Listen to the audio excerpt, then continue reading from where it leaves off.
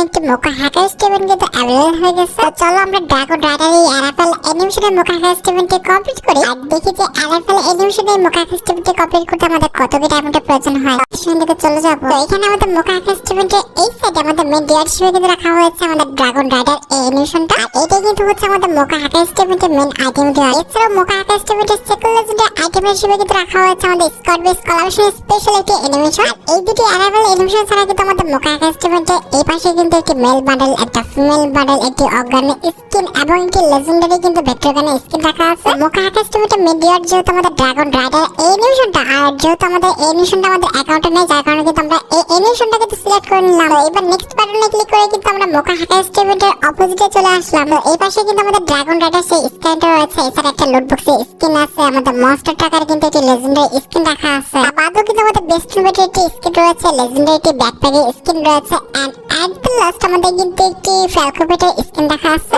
এই সাইড থেকে তোমরা যে কোনো একটা আইটেম সিলেক্ট করে নিও যেটা তোমাদের মন চায়। তো আমি আমার মন মতো কিন্তু যে কোনো একটা আইটেম সিলেক্ট করে নিলাম। এবার নেক্সট বাটনে ক্লিক করে জাস্ট কনফার্ম বাটনে ক্লিক করে দিলে কিন্তু আমাদের মোকা হ্যাকার স্টিভেনটির স্পিন করার যে ইন্টারফেসটা রয়েছে এখানে কিন্তু চলে আসবে। এখানে কিন্তু আমাদের ফার্স্ট স্পিন 9টা মোডে দেখা যাক 9টা মোডে আমরা মোকা হ্যাকার স্টিভেনটির মেইন আইটেম ডেট অর্থাৎ আমাদের ড্রাগন রাইডার যে অ্যানিমেশনটা আছে এটা বের করে নিতে পারি কিনা। ফার্স্ট স্পিন করে দিলাম, দেখা যাক আমাদের ভাগ্যে আছে কোন কচু ছড়াটা লেখা আছে। আরে ভাই থামো না রে ভাই, আরে দূর বেটা, এক স্টেপ আগে চাইতেই হলো, এটা কোনো কথা?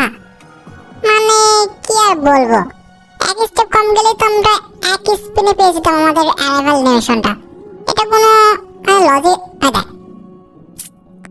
ভাই সাব, মানে দুইটা স্পিনে নষ্ট, এটা কোনো কাজ করছে?